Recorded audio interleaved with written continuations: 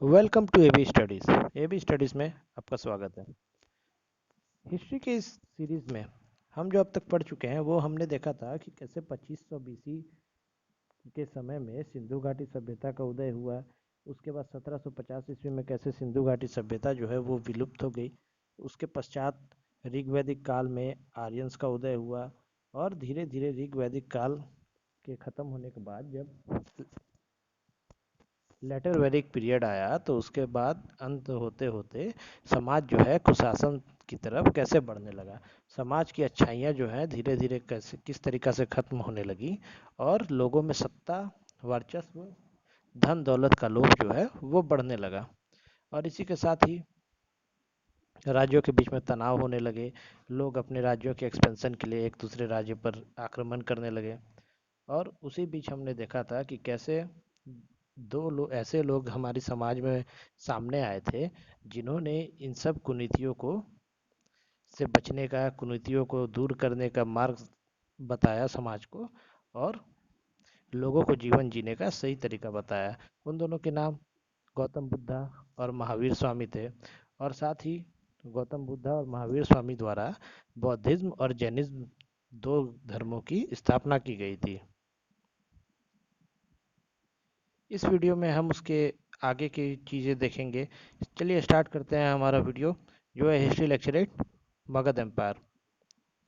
देखिए सबसे पहले जो है जैसा कि हम पहले पढ़ चुके हैं कि लेटर वैदिक पीरियड के समाप्त होते होते जो भारत जो है वहाँ भारत में 16 महाजनपद का गठन हो गया था। तो इस मैप में हम देखेंगे, देखिए 16 महाजनपद जो है, एक है गांधार, एक हो गया कुरु, एक मत्स्य, अवंती, चैत्य, विषय कोत्साला, पंचाल, असाका, कासा, मगध। और ये सारे जो हैं हमारे जो हैं 16 महाजनपदों के नाम हैं। लेकिन इन 16 महाजनपद में से 4 ऐसे महाजनपद थे जो इनमें सबसे ताकतवर थे। और उसमें भी ये जो मगध है, मगध जो है वो सबसे पावरफुल महाजनपद था। मगध इतना पावरफुल था कि धीरे धीरे करके अशोक के शासनकाल का समय आते आते मगध ने ये पूरे एरिया को जो है बाकी के 15 महाजनपद को अपने अधीन कर लिया था। ठीक है।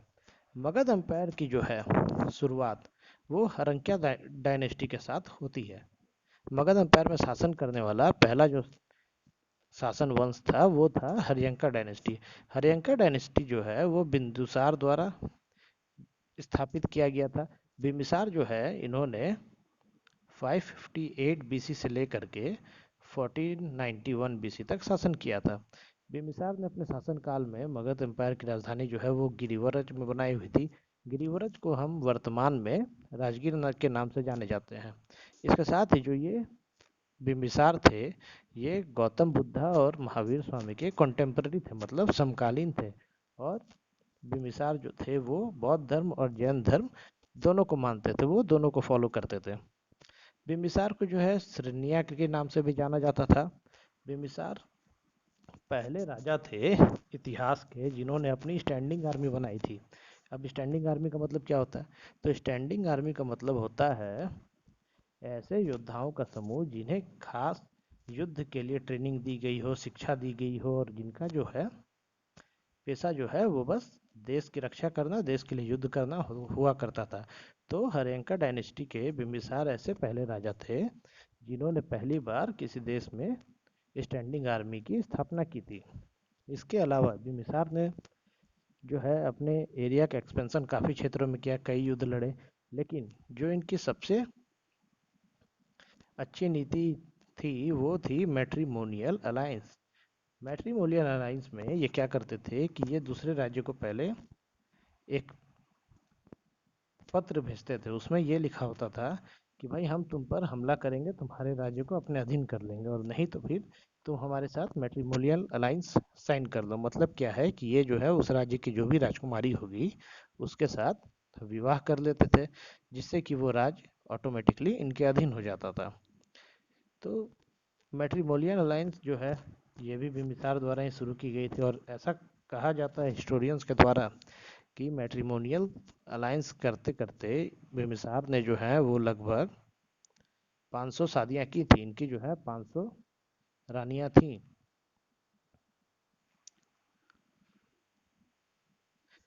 इसके बाद जो है, जो इनके जो है शासनकाल में सबसे महत्वपूर्ण जो इनकी विजय होती थी, वो अंग महाजनपद पर इनकी जो विजय है उसको सबसे महत्वपूर्ण विजय माना जाता है, क्योंकि अंगा जो है वो भी काफ़ी ताकतवर उस वक्त प्रदेश हुआ करता था और उस पर इन्होंने विजय हासिल की थी। बिंबिसार के बाद जो है हर्यंका वंश के जो अगले महत्वपूर्ण शासक हैं वो है अजातशत्रु।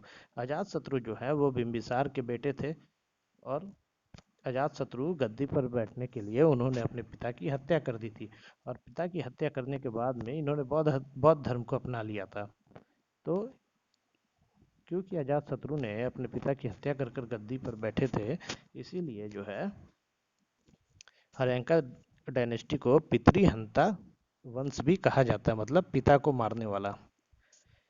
अजातशत्रु जो थे वो बुद्धिज्म को काफ़ी मानते थे।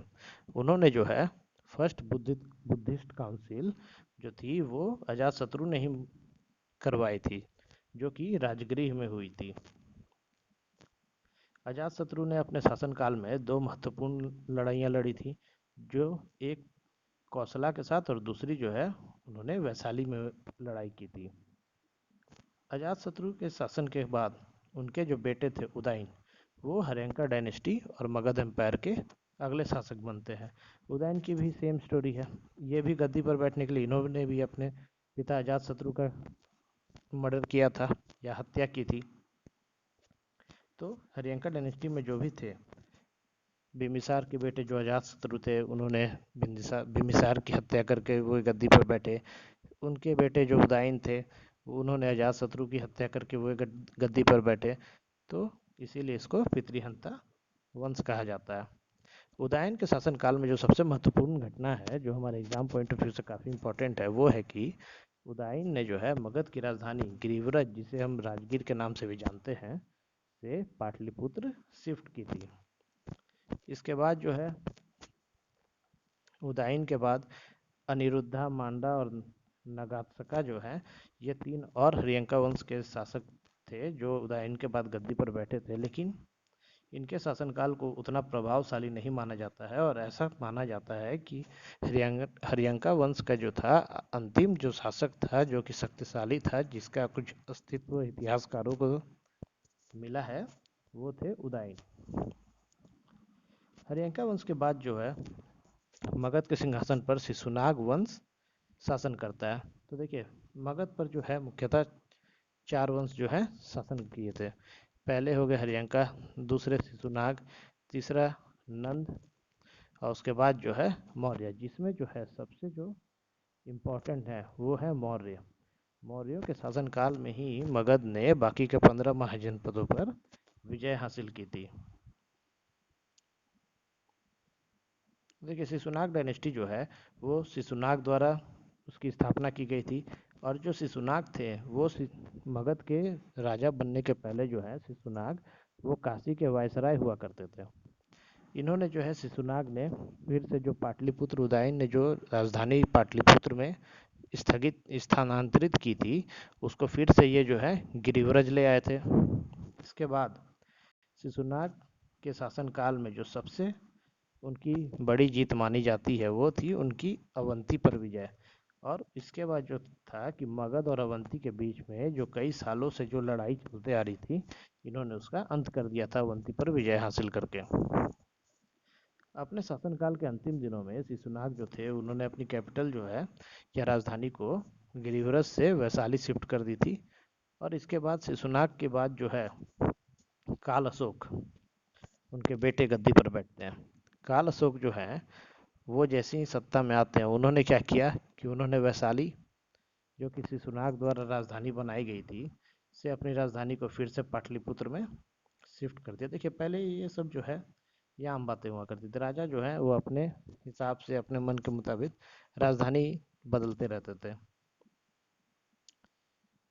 काल अशोक जो है वो हमारे एग्जाम पॉइंट ऑफ व्यू से इतने महत्वपूर्ण इसलिए भी हो जाते हैं, क्योंकि जो सेकंड बुद्धिस्ट काउंसिल थी, दूसरी जो बौद्ध धर्म की सभा थी, वो काल अशोक के नेतृत्व में की गई थी और वैशाली में कंडक्ट कराई गई थी।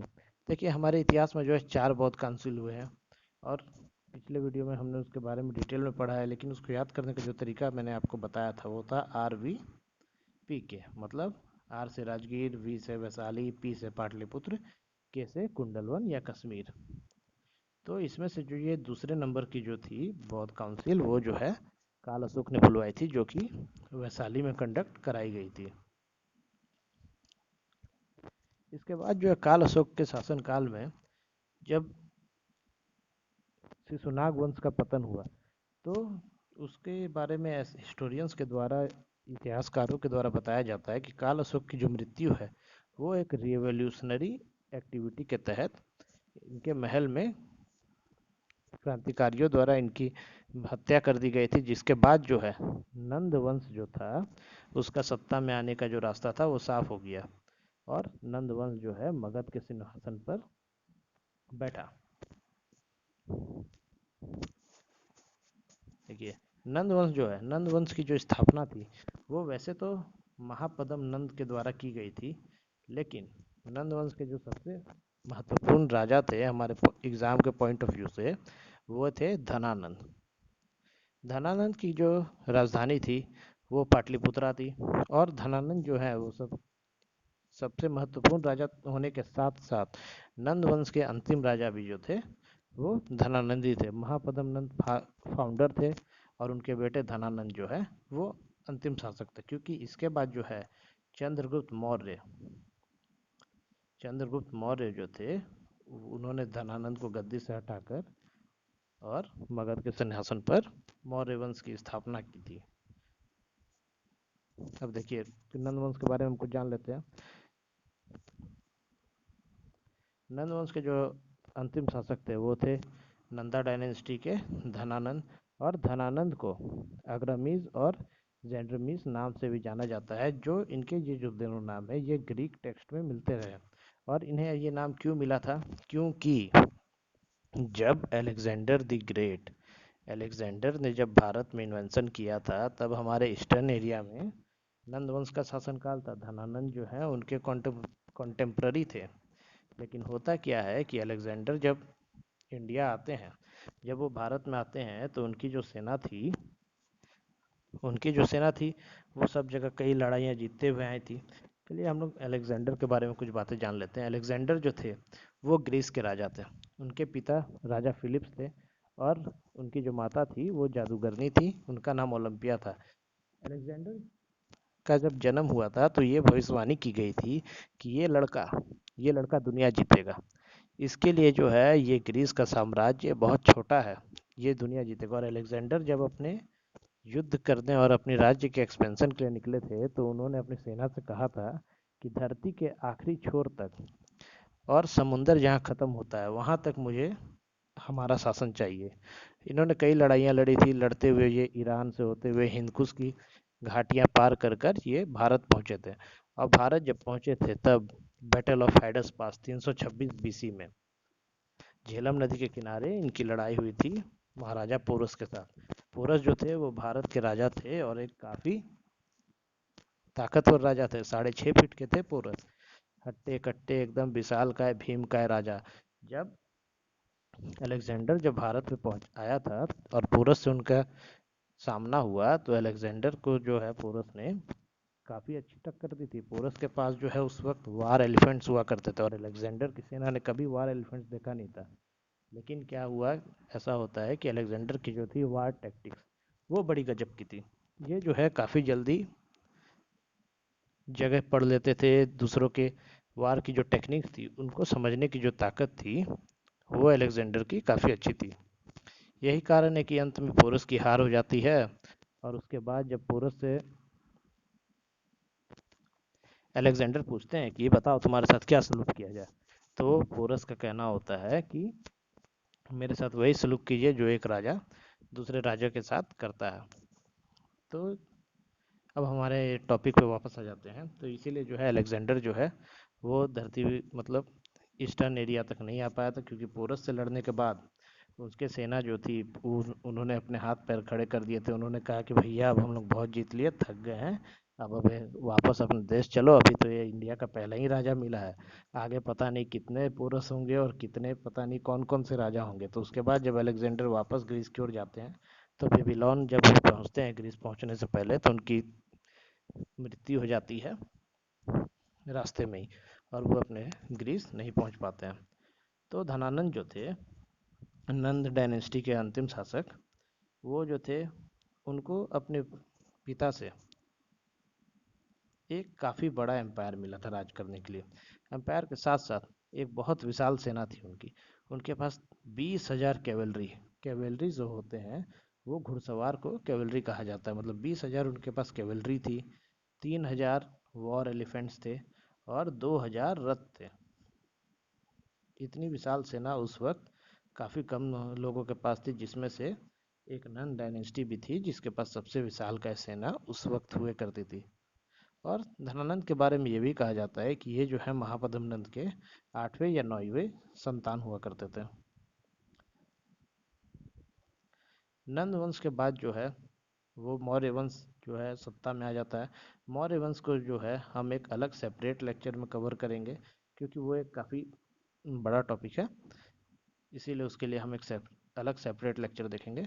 अब इसमें हम आगे देखते हैं इकोनॉमिक फैक्टर्स, आर्थिक कारक जो थी उस वक्त मगध एम्पायर की, वो क्या थी। देखिए, मगध में जो है कॉपर और आयरन का एक विशाल भंडार मिला था।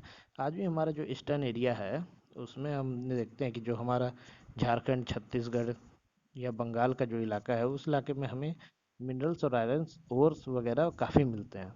तो उस समय भी जो है खनिज संपदा से ये जो इलाका था वो काफ़ी एनरिच था। साथ ही यहाँ खेती करने के लिए अच्छी भूमि थी।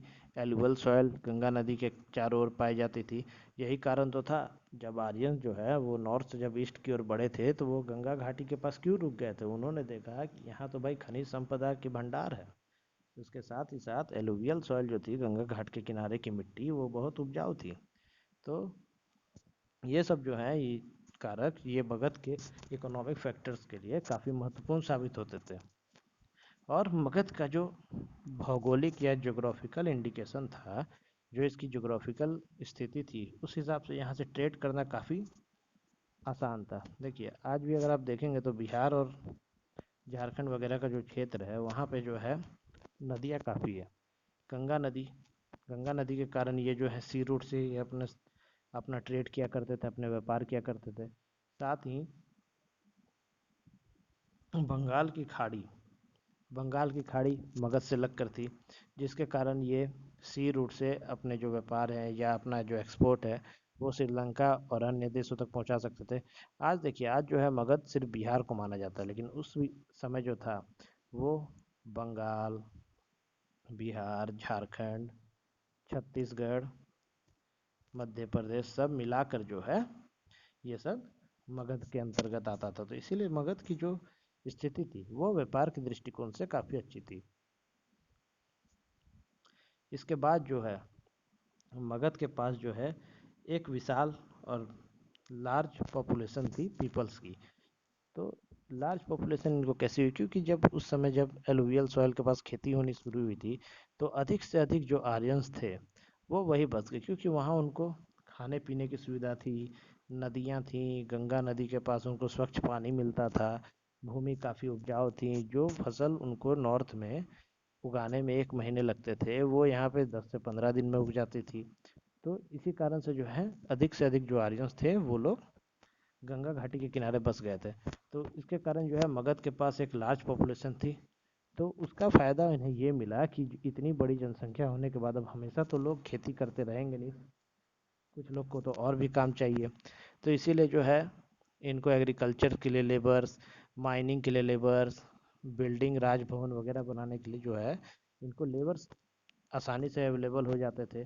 तो ये सारे जो कारण थे, ये मगध के इकोनॉमिक फैक्टर्स में इन्होंने एक महत्वपूर्ण भूमिका निभाई।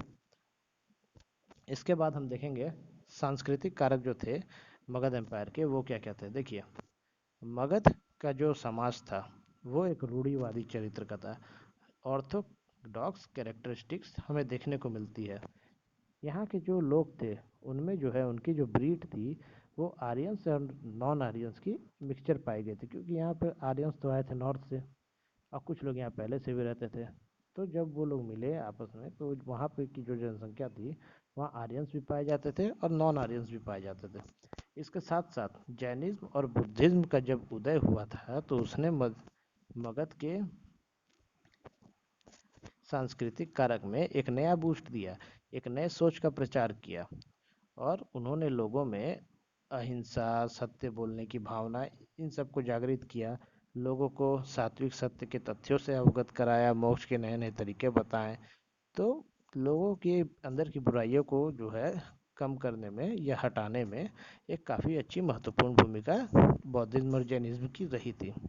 इसके अलावा मगध का जो सोसाइटी था या मगध की जो ये थी समाज थी, वो डोमिनेटेड नहीं थी। वो क्या थी, परंपराओं से या ज़्यादा वर्चस्व या रूढ़िवादी बहुत ही ज़्यादा नहीं थी। उसको जो है ब्राह्मण और किंग्स जो है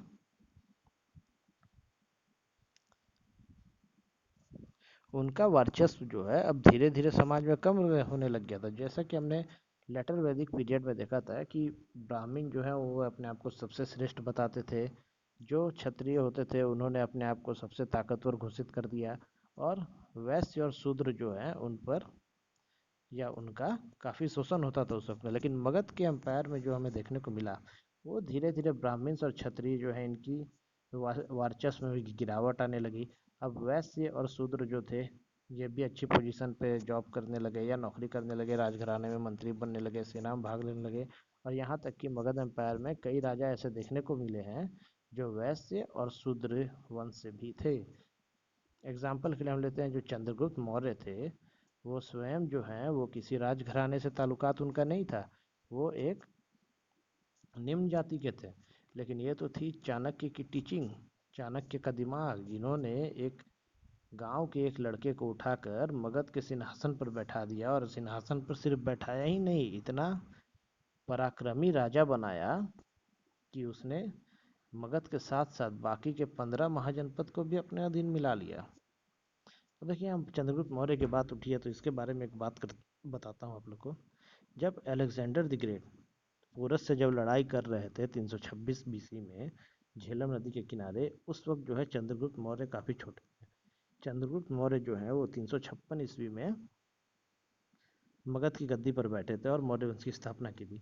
अगर इतिहास जो है 20-25 साल का आगे पीछे का इसमें हो जाता, या तो चंद्रगुप्त मौर्य पहले बड़े हो जाते या अलेक्जेंडर जो है वो 20-25 साल बाद अगर भारत में आते, तो हमें देखने मिलती इतिहास की एक सबसे खतरनाक सबसे बड़ी लड़ाई जिसमें लाखों जाने जाती और पता नहीं उसका जो है परिणाम क्या निकलता।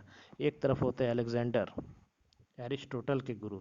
अब एरिस्टोटल के बारे में अगर आप नहीं जानते तो बता दें, एरिस्टोटल को फादर ऑफ बायोलॉजी कहा जाता है, फादर ऑफ साइंस कहा जाता है। और अपने ज़माने के एरिस्टोटल जो थे एक बहुत बड़े विद्वान हुआ करते थे। उन्होंने काफ़ी पुस्तकें लिखी हैं, उन्होंने विज्ञान, लिटरेचर, इस सब की जो स्थापना है वो एक तरह से अरिस्टोटल ने ही की थी, ऐसा माना जाता है। और इधर रहते चंद्रगुप्त मौर्य। चंद्रगुप्त मौर्य के गुरु थे चाणक्य, कौटिल्य, अर्थशास्त्र के जनक। अब जब दोनों की टीचिंग और दोनों के स्टूडेंट्स के बीच में लड़ाई होती तो वो लड़ाई इतनी महान हो सकती थी कि उसके बारे में पढ़ने में अलग ही मज़ा आता। खैर जो हुई नहीं वो बात करें तो अलग है, अगर होती तो इन सब बातों के बारे में हम चर्चा करते। अभी हम अपने टॉपिक में आगे बढ़ते हैं। पॉलिटिकल फैक्टर्स या राजनीतिक कारक मगध एम्पायर की। देखिए, मगध एम्पायर में एक से एक पराक्रमी राजा हुए और वो काफ़ी एम्बिशियस भी होते थे। उनमें राज्य को अपने शासन को बढ़ाने की, अपनी शासन व्यवस्था में सुशासन व्यवस्था लागू करने की इच्छा हुआ करती थी। इसके साथ ही साथ मगध एम्पायर में हमने देखा कि वहाँ के राजाओं ने स्टैंडिंग आर्मी बनानी शुरू कर दी थी। उनके पास एक काफ़ी मजबूत शक्तिशाली स्टैंडिंग आर्मी होती थी। और साथ ही आयरन और कॉपर, जो लोहा और कॉपर का जो इनके पास विशाल भंडार था, उसके कारण इन्हें आधुनिक हथियार मतलब तलवारें हो गई, भाले हो गए, ये सब बनाने में इन्हें कोई मुश्किलें नहीं आती थी। इनके पास जो है एडवांस्ड वेपनरी के काफ़ी स्टॉक्स हुआ करते थे। और इसके साथ ही साथ जो मगध एम्पायर के कुछ सुशासनिक राजा थे, जैसे चंद्रगुप्त मौर्य हो गए हैं, फिर आपके शिशुनाग वगैरह हो गए, इन्होंने जो है ये सुशासन व्यवस्था कायम करने के लिए काफ़ी प्रयास भी किए। और जिसके कारण जो है मगध एम्पायर की जो राजनीतिक कारक थे वो हमें बहुत ज़्यादा खराब देखने को नहीं मिलती हैं। वहाँ की जनता जो है वो अपने शासक से खुश रहा करती थी। तो मगध एम्पायर में हम जो इन्हें आज देखा कि कैसे हिरण्यक वंश से मगध एम्पायर की स्थापना होती है, शुरुआत होती है। उसके बाद शिशुनाग वंश कैसे सत्ता में बैठता है, और शिशुनाग वंश को हटाकर नंद वंश कैसे मगध की गद्दी पर अपने वंश की स्थापना करती है। इसके आगे जो है मौर्य वंश जो है नंद वंश के बाद मगध की गद्दी संभालते हैं, जिसको हम लोग आगे के वीडियोस में देखेंगे। अभी हम जो है आज जो हमने पढ़ा उस पर कुछ इंपॉर्टेंट एमसीक्यूज करेंगे जो कि एग्जाम पॉइंट ऑफ व्यू से काफ़ी इंपॉर्टेंट है। तो पहला क्वेश्चन है हमारा, who was the founder of Haryanka dynasty? Haryanka dynasty के जो है संस्थापक कौन थे? Option A Bimbisara, option B Kalashoka, option C Ajatashatru या ऑप्शन डी धनानंद। तो इस प्रश्न का जो है सही उत्तर हो जाएगा वो है option A Bimbisara. Next question है, before 500 BC which was the capital of Magadha empire? 500 BC के पहले या ईसा पूर्व के पहले मगध की जो राजधानी थी वो क्या थी? ए वैशाली, बी गिरिव्रज, सी पाटलिपुत्र या डी अवध। तो इस प्रश्न का जो है सही उत्तर हो जाएगा बी गिरिव्रज, जिसका प्रेजेंट में जिसको हम लोग राजगीर के नाम से जानते हैं। और 500 BC के बाद 492 के बाद जब ये उदयन जो है सत्ता में आए थे तो उन्होंने राजगीर से पाटलिपुत्र में अपनी कैपिटल जो है शिफ्ट कर दी थी। अगला प्रश्न है, who was Bimbisara was killed by whom? Bimbisara को जो है किसने मारा था? Option A Kalashoka, option B Ajatashatru, option C Bindusara या ऑप्शन डी कौटिल्य। तो इस प्रश्न का जो है सही उत्तर हो जाएगा ऑप्शन बी अजातशत्रु। अजातशत्रु जो थे वो बिम्बिसार के पुत्र थे और उन्होंने सत्ता पाने के लिए अपने पिता की हत्या की थी, जिसके कारण जो है हिरण्यक वंश को पितृहंता वंश भी कहा जाता है। और इसके अलावा बिंदुसार जो हैं ये चंद्रगुप्त मौर्य के बेटे थे, और कौटिल्य जो है, कौटिल्य का जो है असली नाम जो है वो विष्णुगुप्त था, और इनको हम लोग चाणक्य के नाम से भी जानते हैं। इनके बारे में हम जब मौर्य वंश पढ़ेंगे तो उसमें हम पढ़ेंगे। Next question is, which dynasty is known as पितृहंता डायनेस्टी? किस वंश को पितृहंता वंश भी कहा जाता था? ऑप्शन ए है हरियंका वंश, ऑप्शन बी नंद वंश, ऑप्शन सी नागवंश या ऑप्शन डी मौर्य वंश। तो इस प्रश्न का जो है सही उत्तर हो जाएगा ऑप्शन ए हरियंक वंश। अगला प्रश्न है, who shifted Magadha capital to Pataliputra from Giriraj initially? सबसे पहले जो है गिरिराज से पाटलिपुत्र मगध की जो राजधानी है किसने स्थानांतरित की थी? Option A Ashoka, option B Kalashoka, option C Udayan या ऑप्शन डी बिम्बिसार। तो इस प्रश्न का जो है सही उत्तर हो जाएगा ऑप्शन सी उदयन। अगला प्रश्न है, हु अनेक्स्ड अवंती? अवंती को अनेक्ट किसने किया था? ऑप्शन ए है Shishunaga, option B Bimbisara, option C Kalashoka या ऑप्शन डी धनानंद। तो इस प्रश्न का जो है सही उत्तर हो जाएगा ऑप्शन बी बिम्बिसार। अगला प्रश्न है, who shifted his capital to Vaishali? किसने अपनी राजधानी वैशाली स्थानांतरित की थी? तो इस प्रश्न का जो है सही उत्तर हो जाएगा ए शिशुनाग। शिशुनाग ने जो है मगध की राजधानी वैशाली स्थानांतरित कर दी थी। अगला प्रश्न है, who was the son of Shishunaga? Shishunaga के पुत्र कौन थे? Option A Kalashoka, option B Ashoka, option C Mahapadma Nanda या ऑप्शन डी बिम्बिसार। तो इस प्रश्न का जो है सही उत्तर हो जाएगा ऑप्शन ए कालाशोक। अशोक जो है ये बिंदुसार के बेटे थे, महापद्म नंद जो है वो नंदा डायनेस्टी के संस्थापक थे, और बिम्बिसार जो है वो अशोक के पिता थे और चंद्रगुप्त मौर्य के पुत्र थे। अगला प्रश्न है, who is also known as Agrammes? Agrammes के नाम से किसको जाना जाता था? Option A Mahapadma, option B Dhanananda, option C Alexander, या ऑप्शन डी सेलुकस निकेटर। तो इस प्रश्न का जो सही उत्तर हो जाएगा वो हो जाएगा ऑप्शन बी धनानंद। धनानंद को जो है अग्रमीस के नाम से भी जाना जाता था। महापद्मनंद जो है वो धनानंद के पिताजी थे। अलेक्जेंडर जो थे वो ग्रीक के राजा थे जिन्होंने झेलम नदी के किनारे पुरुष से युद्ध किया था। और सेलुकस निकेटर जो है वो अलेक्जेंडर के गवर्नर थे, जो अलेक्जेंडर के भारत से वापस जाने के बाद अलेक्जेंडर ने अपने जीते हुए राज्य जिनको दे दिए थे। और आगे चल के सेलुकस निकेटर की पुत्री हेलेना का विवाह चंद्रगुप्त मौर्य के साथ हुआ था। अगला जो प्रश्न है वो है Nanda dynasty succeeded by which dynasty? किसने नंद डायनेस्टी के बाद गद्दी संभाली थी? ऑप्शन ए मौर्य वंश, option B Shishunaga, option C slave यानी कि गुलाम वंश, या ऑप्शन डी हरियंका वंश। तो इस प्रश्न का जो सही उत्तर है वो हो जाएगा ऑप्शन ए मौर्य वंश। मौर्य वंश ने जो है वो नंद डायनेस्टी राजा धनानंद को हटाकर चंद्रगुप्त मौर्य गद्दी पर बैठे थे और मगध के एम्पायर की बागडोर अपने हाथों में ली थी। तो इस वीडियो में जो है बस इतना ही। आशा करता हूँ वीडियो आपको पसंद आया होगा। और मौर्य वंश से पहले मगध में जितने भी शासन और वंशों ने शासन किया है उसके बारे में जो है आपको सारी जानकारी हो गई होगी। इस वीडियो की पीडीएफ जो है वो आप हमारे टेलीग्राम ग्रुप से डाउनलोड कर सकते हैं। हमारे टेलीग्राम ग्रुप का जो डाउनलोड लिंक है वो ये है। इसके अलावा हमारे टेलीग्राम ग्रुप का जो लिंक है वो डिस्क्रिप्शन में भी दिया गया है, आप वहाँ से भी जाके उसे ज्वाइन कर सकते हैं। तो इस वीडियो में जो है हमने देखा कि मगध में कैसे 4 वंशों ने शासन किया था।